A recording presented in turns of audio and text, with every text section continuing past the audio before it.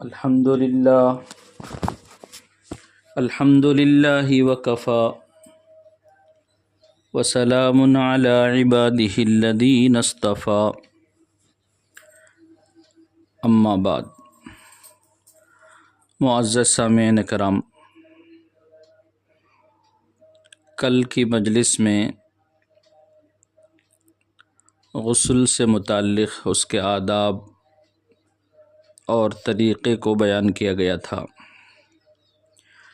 آئیے آج کی اس مجلس میں غسل کرنا کب فرض ہوتا ہے اور غسل میں کتنے فرائض اور سنتیں ہیں، اس پر مختصر روشنی ڈالتے چلیں۔ غسل کرنا کب فرض ہوتا ہے؟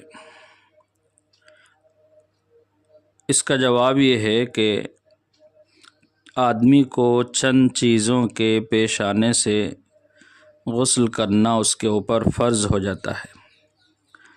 نمبر 1، شہوت کے ساتھ، لذت کے ساتھ منی کے نکلنے سے غسل فرض ہو جاتا ہے، چاہے سونے کی حالت میں نکلے یا بیداری اور جاگنے کی حالت میں نکلے۔ بہرحال شہوت کے ساتھ منی نکلنے سے غسل کرنا فرض ہو جاتا ہے۔ نمبر 2، میاں بیوی کے اختلاط سے اور صحبت کرنے سے، اس طور پر کہ مرد اور عورت کی شرمگاہوں کا آپس میں اس طرح ملنا کہ مرد کی سپاری عورت کی شرمگاہ میں داخل ہو جائے، تو اس سے بھی غسل کرنا فرض ہو جاتا ہے، چاہے منی نکلے یا منی نہ نکلے، دونوں حالتوں میں مرد اور عورت دونوں پر غسل کرنا فرض ہو جاتا ہے۔ نمبر 3، عورت کو ماہواری کا خون آتا ہے جس کو حیض کہتے ہیں۔ حیض کے ختم ہونے کے بعد بھی عورت پر غسل کرنا فرض ہو جاتا ہے۔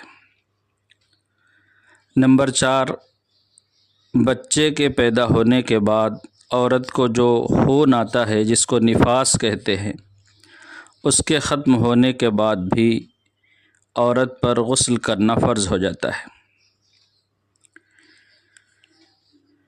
یہ 4 وجوہات ہیں جس میں مرد اور عورت پر غسل کرنا فرض ہو جاتا ہے۔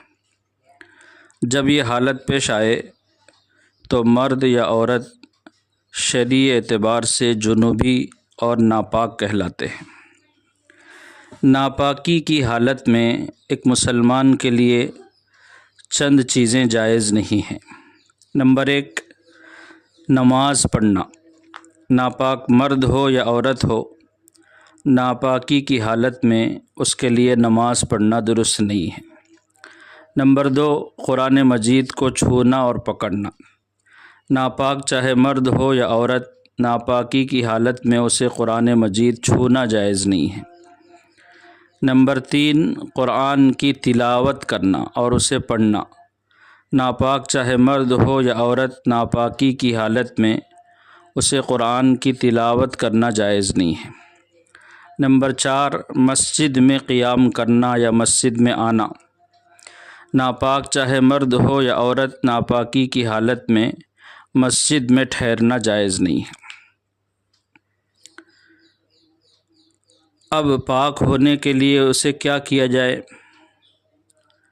اس کے لیے شرعی حکم یہ ہے کہ جب آدمی ناپاک ہو جائے تو فوراً پاکی حاصل کرنے کے لیے غسل کرے۔ غسل کا مفصل طریقہ کل کی مجلس میں بیان ہوا تھا۔ غسل کے کتنے فرائض ہیں اور اس میں کتنی سنتیں ہیں، اس کو بھی سنتے چلیں کہ غسل میں 3 فرض ہیں۔ نمبر 1، کلی کرنا۔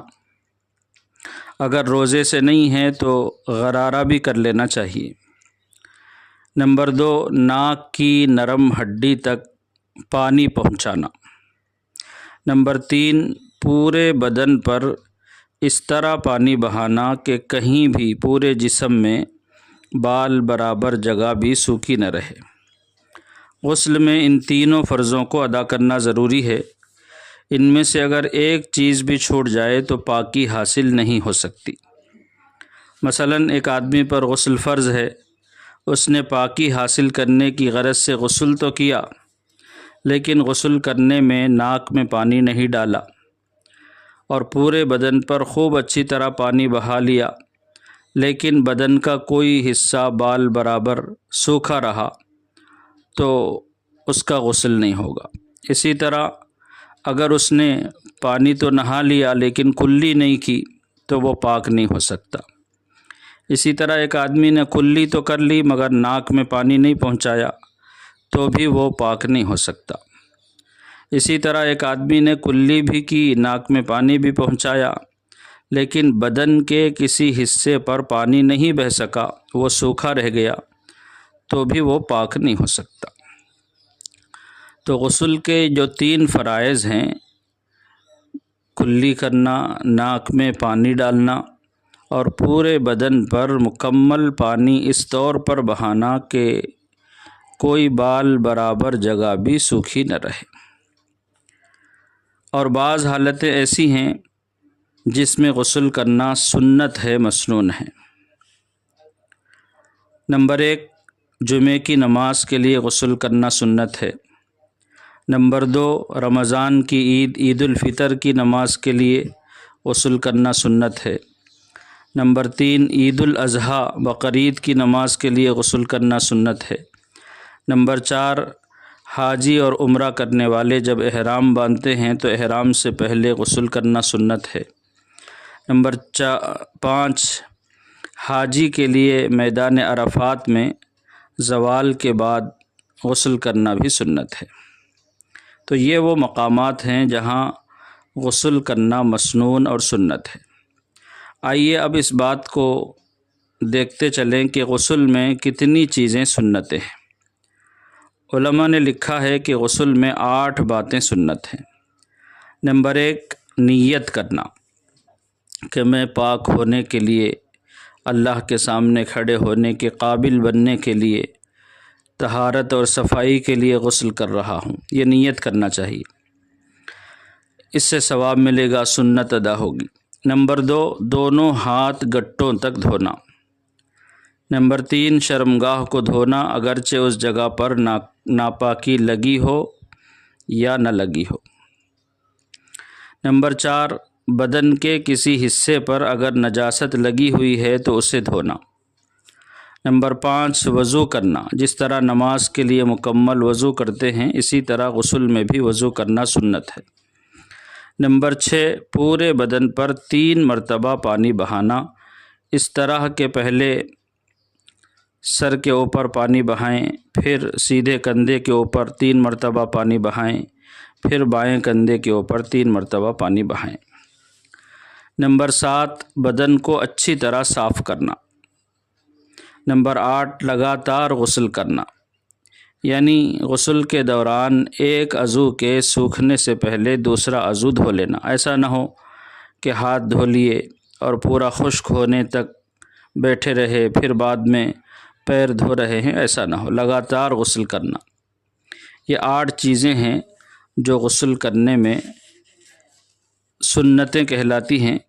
اس کا مفصل طریقہ کل آپ حضرات کے سامنے بیان کیا گیا تھا۔ اللہ سے دعا ہے کہ مجھے آپ کو عمل کرنے کی توفیق عطا فرمائے۔ وآخر دعوانا ان الحمد للہ رب العالمین۔